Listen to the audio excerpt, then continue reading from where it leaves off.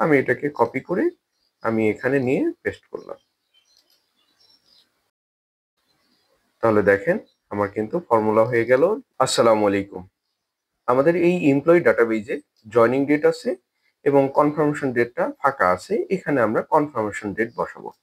একটা নির্দিষ্ট ডেট, ধরুন ৩ মাস পরে, জয়নিং ডেট থেকে ৩ মাস পরে আমাদের কনফার্মেশন ডেট হবে। এখন এটার সূত্রটা আমরা কি দিব? এটার জন্য আমরা এআই এর হেল্প নিতে পারি। আপনি বাংলা ইংরেজি মিশিয়ে শুধু ইংরেজিতে, শুধু বাংলায় যেভাবে লেখেন লিখতে পারেন। আমরা যেমন এখানে বাংলা ইংরেজি মিশিয়ে লিখেছি, কনফার্মেশন ডেট গণনা করার জন্য আমাকে এক্সেল সূত্রটি দিন। এটাকে আমরা লিখে দিলাম লেটস সে চ্যাট জিপিটিতে।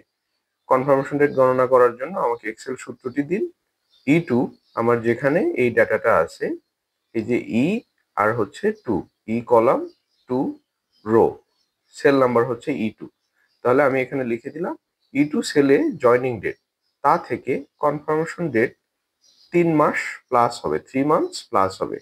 আমরা এটাকে দিলাম, চ্যাট জিপিটি দেখি আমাদেরকে কি বলে। সেখানে দেখেন সুন্দর করে আমাকে একটা ফর্মুলা দিয়ে কপি করার অপশন দিয়ে দিল। আমি এটাকে কপি করে আমি এখানে নিয়ে পেস্ট করলাম। তাহলে দেখেন আমার কিন্তু ফর্মুলা হয়ে গেল ই ডেট, তারপরে জাস্ট আমি জয়নিং ডেটটা সিলেক্ট করে দিলাম, কমা এবং তারপরে 3। সো এই 3টা হচ্ছে মাস। আপনি যদি 6 মাস হয় তাহলে 3 কে 6 করে দেন, তাহলে দেখেন আপনার সবগুলো 6 মাস পরে হয়ে যাচ্ছে।